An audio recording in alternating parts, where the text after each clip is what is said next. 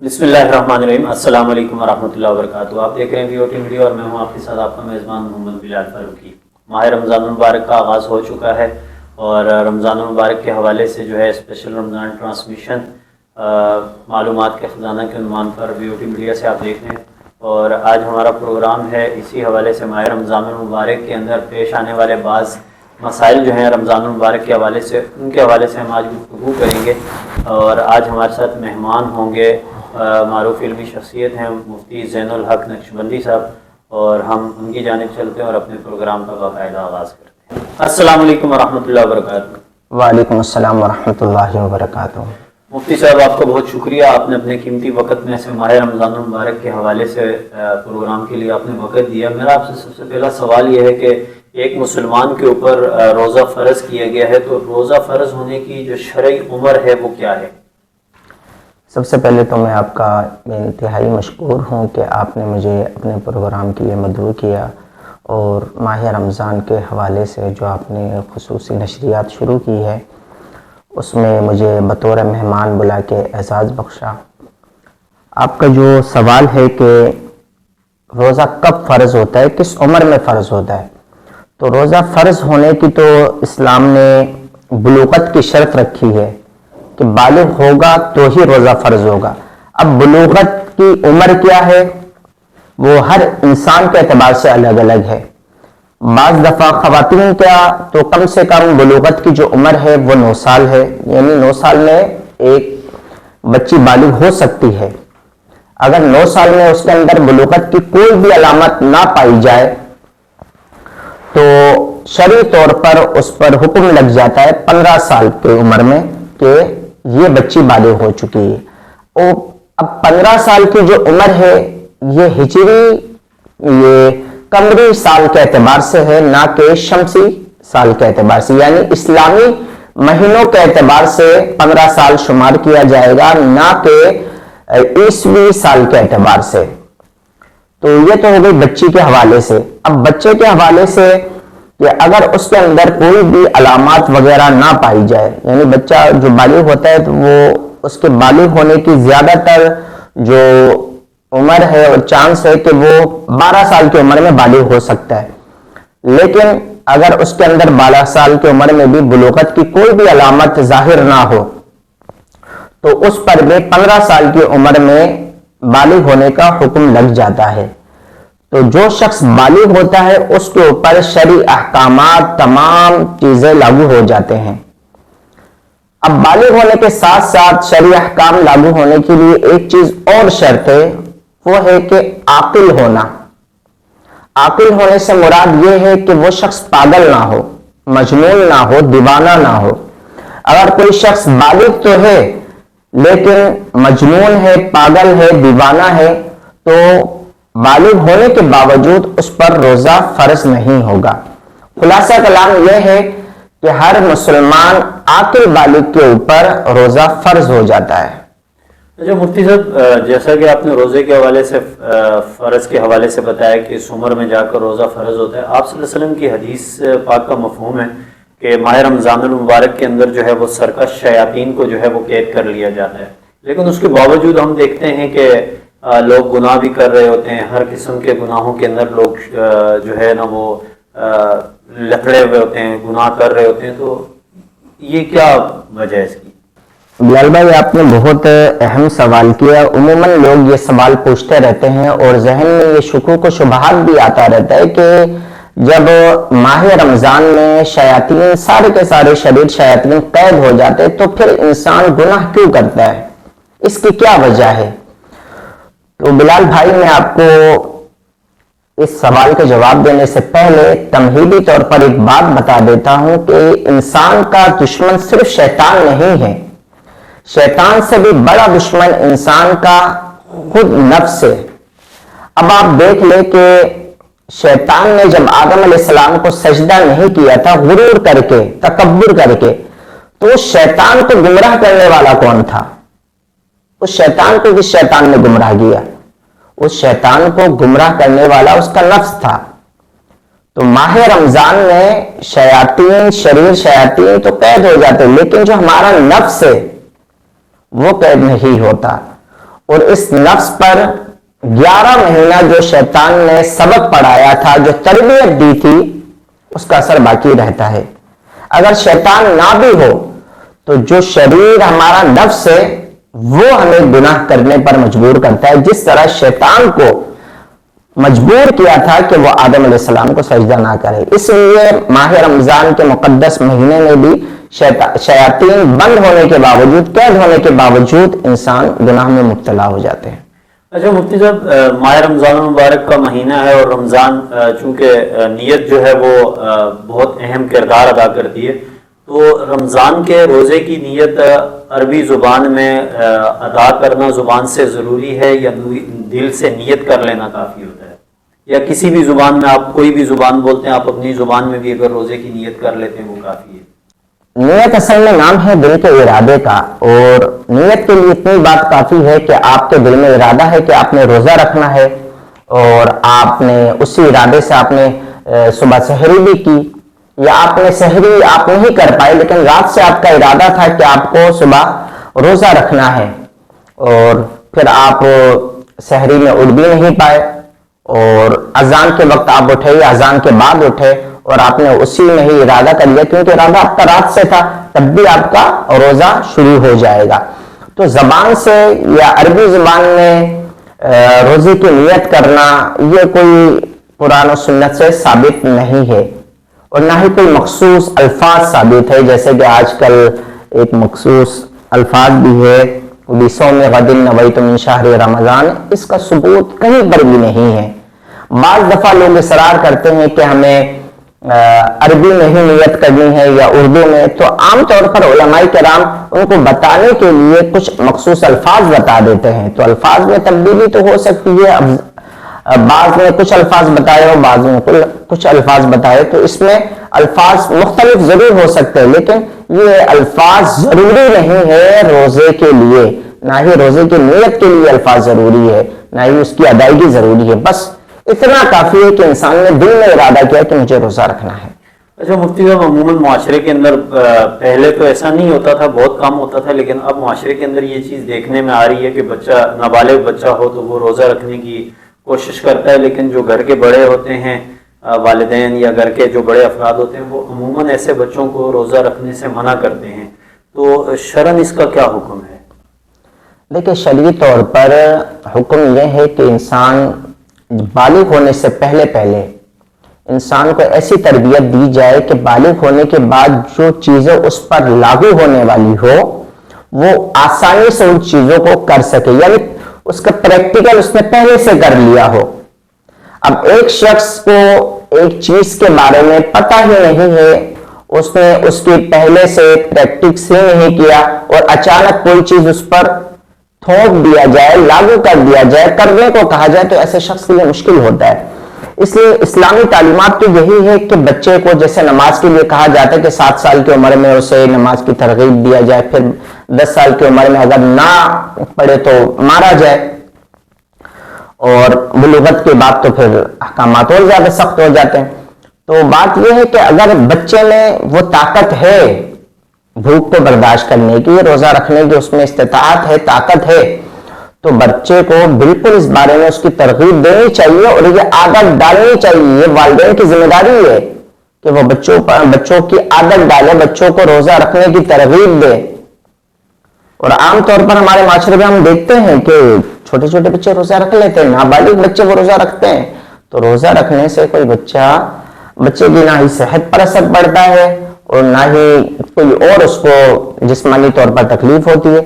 تو یہ جو والدین بچوں کو روزہ نہیں رکھنے دیتے ہیں، ایسے والدین سے گزارش ہے کہ خدا را آپ بچوں کی عادتیں خراب نہ کرے۔ کل کو یہی بچے جب بالغ ہوں گے تو چھوٹے چھوٹے بہانے پر، چھوٹے چھوٹے عذر پر وہ ایک فرض روزہ کو ترک کر دیں گے، جس پر آپ کو بھی سبب بننے کی وجہ سے آپ کو بھی گناہ ہوگا۔ اچھا مفتی صاحب، ایک شخص ہے وہ سحری کے وقت اٹھ نہیں سکا اور اس کے بعد اس نے روزہ جو ہے وہ رکھا ہی نہیں، یا رکھا تھا اور پھر توڑ دیا، تو اس کے لیے قضا ہوگی یا کہ روزہ جو ہے وہ فدیہ دے کر وہ ہو جائے گا، یا کہ اس کا روزہ ہی رکھا جائے گا ایک روزہ، یا کہ اس کے لیے باقاعدہ کیا شرعی حکم ہے؟ देखिए, एक शख्स ने अव्वल तो रोज़ा रखा ही नहीं,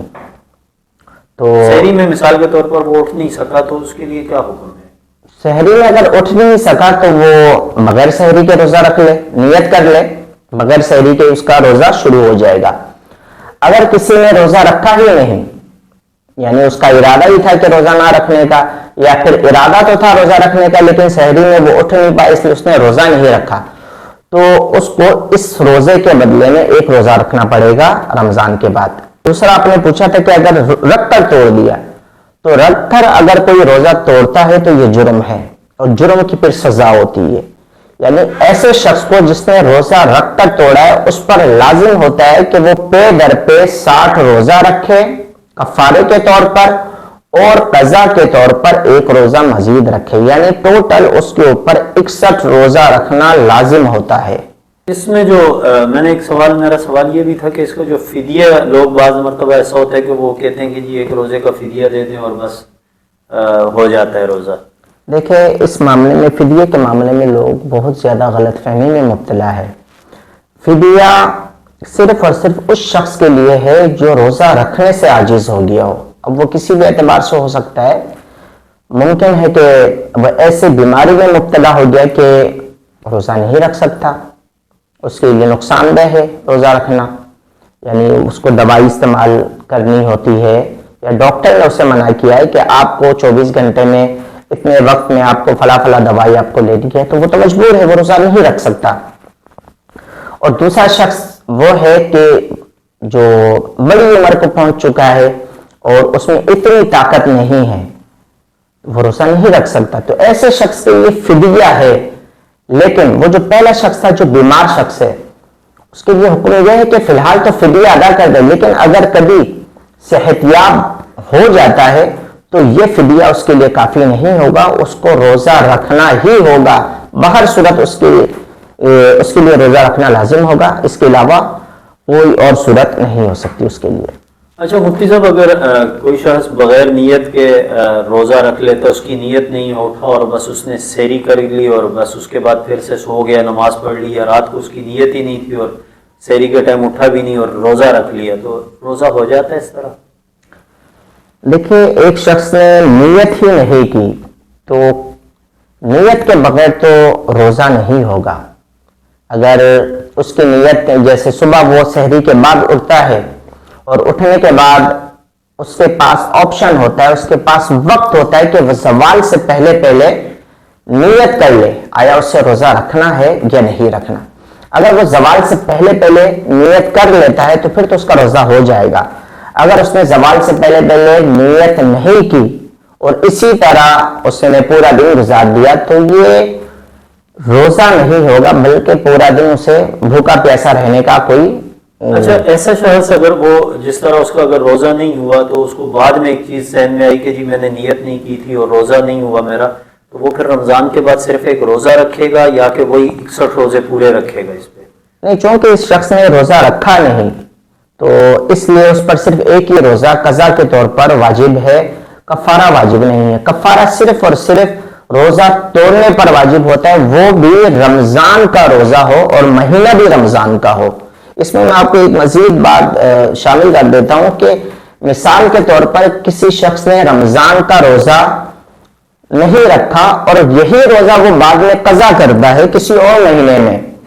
और उस वक्त इत्तेफाक ऐसा हुआ कि उसी कज़ा रोज़े को उसने तोड़ दिया, तो था तो वो रमज़ान का ही रोज़ा लेकिन महीना रमज़ान का नहीं था, इसलिए उस वक्त अगर वो इस कज़ा रोज़े को तोड़ता है तो कफ़ारा लाजिम नहीं होगा, सिर्फ और सिर्फ कज़ा लाजिम होगा उस पर। अच्छा मुफ्ती साहब, अमूमन ख़वातीन जो दूध पिलाती हैं बच्चों को, तो उनके हवाले से रोज़े का शरई हुक्म क्या है? कितनी उम्र का बच्चा हो तो उसकी दूध की जो ज़रूरियात है पूरी करने के लिए खातून जो है वो रोज़ा, माँ जो है वो रोज़ा रख सकती है या नहीं रख सकती? शरई हुक्म क्या है? इसमें तफसील ये है कि अगर रोज़ा रखने के साथ बच्चे को दूध पिलाती है और डॉक्टर ने भी ये मशवरा दिया या उसे खुद कभी अंदेशा है कि इस तरह करने से, यानी रोज़े की हालत में अगर मैं बच्चे को दूध पिलाऊंगी तो बीमार हो सकती हूँ, सख्त बीमार, या फिर जान का खतरा हो सकता है या बच्चे को खतरा हो सकता है, तो ऐसी सूरत में روزہ نہ رکھنا اس کے لیے جائز ہے، اور اس روزے کی وہ بعد میں قضا کرے گی، یعنی ایک روزہ رکھے گی۔ اچھا مفتی صاحب، عموماً یہ اکثر ہوتا رہتا ہے کہ لوگ جو ہے وہ فجر کی اذان ہو رہی ہوتی ہے اور بہت سارے لوگ جب تک اذان ہو رہی ہوتی ہے اور وہ جو ہے نا کھانے پینے میں مشغول ہوتے ہیں، اور چونکہ مؤذن اذان دے رہا ہوتا ہے، ہر علاقے کے ایک مؤذن کا اپنا وہ ہوتا ہے، وہ اپنے سر میں اذان دیتا ہے اپنے انداز میں، تو بعض مرتبہ اذان جو ہے وہ 5 منٹ کی ہوتی ہے، تو وہ جو یہ وقت ہوتا ہے اذان کا، کیا اس میں وہ جو سحر کر رہے ہوتے ہیں تو یہ جائز ہے یا کہ سحر کا وقت ختم ہونے کے بعد اذان دی جاتی ہے؟ سب سے پہلے تو اس معاملے میں آپ ایک بات سمجھ لیں کہ سحر و افطار کا تعلق اذان سے بالکل بھی نہیں ہے۔ سحری کا تعلق وقت سے ہے اور افطاری کا تعلق بھی وقت سے ہے۔ اذان کا اس میں کوئی عمل دخل نہیں ہے۔ صبح صادق ہوتے ہی سحری کا وقت ختم ہو جاتا ہے اور وقت ختم ہونے کے بعد اذان دی جاتی ہے۔ لہذا اگر کوئی شخص اذان کے وقت کھاتا پیتا ہے تو یقیناً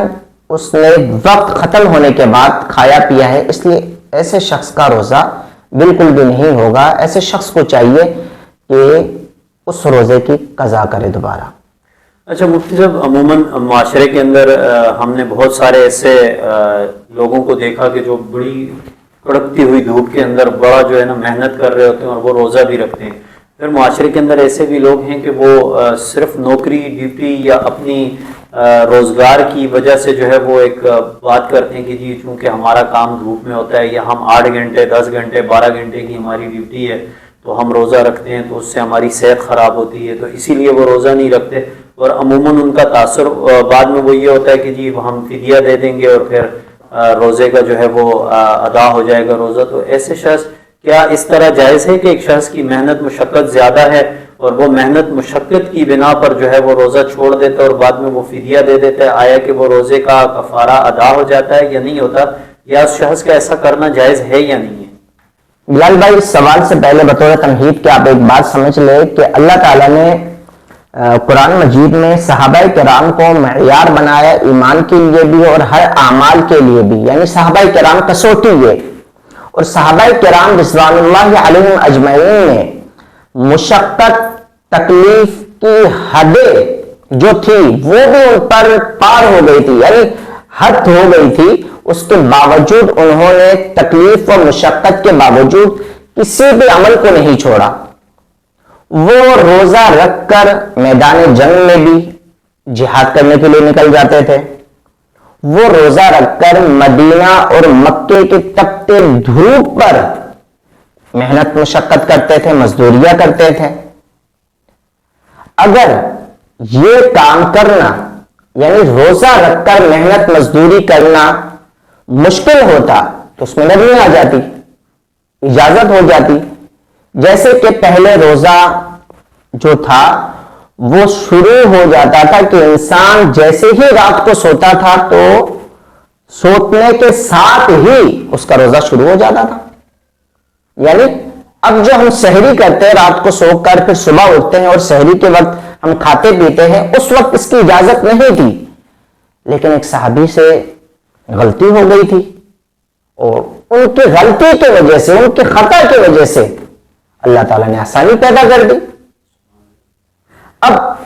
اگر یہ مشقت کے حالت میں، محنت مزدوری کے حالت میں، تپتی دھوپ میں اور میدان جنگ میں روزہ رکھنا مشکل ہوتا اور محنت مشقت میں روزہ رکھنا مشکل ہوتا، نوکری میں روزہ رکھنے کے ساتھ نوکری کرنا مشکل ہوتا، تو اللہ تعالیٰ اس میں بھی آسانی کر دیتے اور اللہ تعالیٰ اس میں بھی کیا دیتے، ان کو اجازت دے دیتے۔ لیکن اس میں اجازت نہیں ہے کیونکہ صحابہ کرام وہ بھی ہماری طرح ہی انسان تھے، تو انہوں نے یہ سارا کام کر کے دکھایا، اور وہ جو زمانہ تھا اس میں تو تکلیف و مشقت بہت زیادہ تھی، آج کل تو راحت ہی راحت ہے۔ آپ آج کل تو یہ بھی ہے کہ آپ رات کو کام کر سکتے ہیں، آپ کے پاس مشینری ہے، آپ کے پاس پنکھے ہیں، اے سی لگے، بالکل بالکل آج کل تو اے سی ہے۔ اس زمانے میں تو بلال بھائی، اس زمانے میں تو اے سی بھی نہیں تھی، اور آپ کو پتا ہے کہ مکہ مدینہ میں جو گرمی ہے وہ کس قدر خطرناک ہے. تو وہاں پر کوئی شخص جو آج کل کے دور کے ہمارے لوگ ہیں وہ وہاں جا کے تو وہ بہانہ کر لیتے ہیں کہ بہت زیادہ گرمی ہے اور ہم روزہ نہیں رکھ سکتے. یا ہمارے اندرون سندھ میں یہاں پر گرمیاں زیادہ پڑتی ہیں، وہاں پر بھی لوگ یہ کہتے ہیں کہ بہت زیادہ گرمی ہے اور پیاس کی شدت بڑھ جاتی ہے، اس لیے ہم روزہ نہیں رکھ سکتے. تو یہ ہماری ساری جو ہم کہتے ہیں بہانہ ہے اور جتنے بھی عذر ہے جو ہم پیش کر رہے ہیں وہ سب پر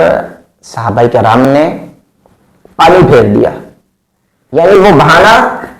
قابل قبول نہیں، کیونکہ انہوں نے کر کے دکھایا کہ جو بہانے تم کر رہے ہو، جس چیز کو تم نے بہانہ بنایا، جس چیز کو تم نے عذر کے طور پر پیش کیا، ان تمام چیزوں کے ہونے کے باوجود بھی ہم نے روزہ رکھ کر دکھایا. اس لیے یہ عذر قابل قبول نہیں ہوگا. اگر کل وہ قیامت کے دن وہ یہ اپنا عذر پیش کرتا ہے تو صحابہ کرام کو سامنے کھڑا کر دیا جائے کہ انہوں نے بھی تو روزہ رکھا تھا.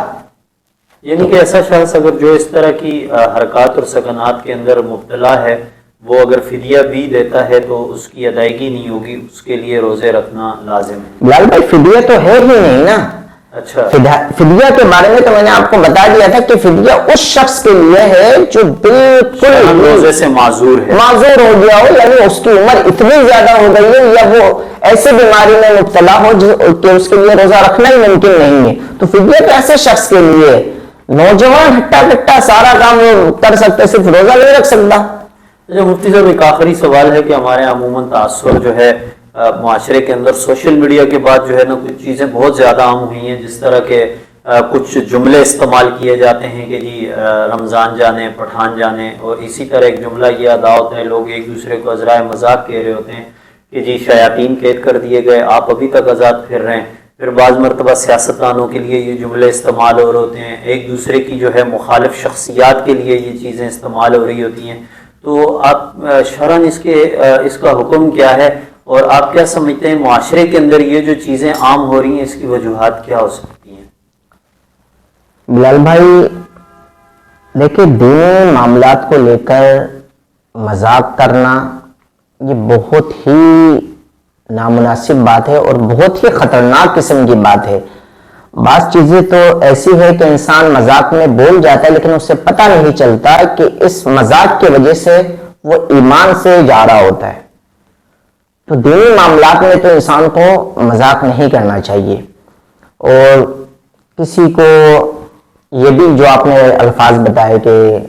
رمضان جانے اور پٹھان جانے، یہ تو انتہائی نامناسب الفاظ ہے، نہیں بولنا چاہیے. اور دوسری بات یہ ہے کسی بھی انسان کو شیطان سے تشبیہ دینا. دیکھیں انسان اشرف المخلوقات میں سے ہے اور اسی انسان کو فرشتوں نے سجدہ کیا ہے، اس کی عظمت کتنی بلند ہے، اور ایسے انسان کو، اسی انسان کو شیطان سے تشبیہ دینا جو کہ اللہ تعالیٰ کا نافرمان ہے اور لعنت کا مستحق ہے اور لعین ہے، جس کو اللہ تعالیٰ نے اپنے دربار سے نکالا ہے، اس کے ساتھ تشبیہ دے رہے. تو یہ انتہائی نامناسب قسم کی بات ہے.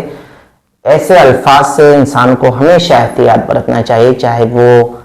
کوئی بھی ہو، کتنا بھی مخالف شخص کیوں نہ ہو، شیطان سے کسی بھی شخص کو تشبیہ نہیں دینی چاہیے. مفتی صاحب آپ اس حوالے سے کیا کہیں گے مختصراً کہ یہ جو چیزیں ہمارے یہاں معاشرے کے اندر عام ہوئی ہیں، یہ مذہب سے دوری کی وجہ سے ہیں یا ہمارے ہاں یہ جو سوشل میڈیا والا کلچر آیا ہے اس کی وجہ سے زیادہ عام ہو گیا؟ نہیں دیکھیں، ہر چیز آپ سوشل میڈیا کے اوپر تو نہیں ڈال سکتے ہیں، اور نہ ہی یہ کہہ سکتے ہیں کہ سوشل میڈیا نے ہمیں بگاڑا ہے یا سوشل میڈیا نے ہمارے کلچر کو خراب کیا ہے. لیکن اصل بات یہ ہے کہ انسان دین سے جب دور ہوتا ہے تو اس کے اندر تمام بیماریاں آ جاتی ہے اور پھر وہ کسی حد تک بھی جا سکتا ہے. اگر آپ بات کرتے ہیں سوشل میڈیا کی تو سوشل میڈیا ہمارے دینی طبقہ بھی استعمال کرتے ہیں. اگر خراب سوشل میڈیا نہیں کرنا تھا تو دینی طبقے کو کیوں خراب نہیں کیا؟ صرف خراب وہی لوگ کیوں ہوئے ہیں جو دین سے دور ہے. تو پتہ چلا کہ اس میں کردار سوشل میڈیا کا نہیں ہے بلکہ کردار صرف اور صرف دین سے دور ہونے کی وجہ سے ہے. مفتی زین الحق نقشبندی صاحب کے ہم مشکور ہیں کہ انہوں نے ماہ رمضان المبارک کے مقدس مہینے میں اتنے اہم موضوع کے اوپر ہمیں وقت دیا، اور اگر آپ بھی ماہ رمضان المبارک کے حوالے سے مسائل کے حوالے سے آپ کوئی سوال پوچھنا چاہتے ہیں تو آپ ہمارے کمنٹ سیکشن کے ساتھ ساتھ ہمیں واٹس ایپ پر بھی اپنا سوال لکھ کر بھیج سکتے ہیں۔ آنے والے پروگرام کے اندر ہم اس حوالے سے بھی گفتگو کریں گے۔ اسی طرح ہم اسی ماہ رمضان المبارک کے اندر جو ہے وہ بات کریں گے حضرت فاطمہ الزہرا رضی اللہ تعالیٰ عنہ کی سیرت، مناقب، آپ کی پیدائش سے لے کر آپ کی تدفین تک جو واقعات ہوئے، کچھ ساری چیزوں پر ہم گفتگو کریں گے اور بہت سارے معلومات جو ہے وہ آپ تک پہنچائیں گے۔ اور اگر آپ ہمارے پروگرام کے حوالے سے کوئی رائے کا اظہار کرنا چاہتے ہیں، اپنی بہتر رائے کا اظہار ضرور کیجیے کمنٹ سیکشن کے اندر اور ہمارے واٹس ایپ نمبر پر۔ کل تک کے لیے اجازت دیجیے گا اپنے میزبان محمد بلال فاروقی کو۔ اللہ حافظ۔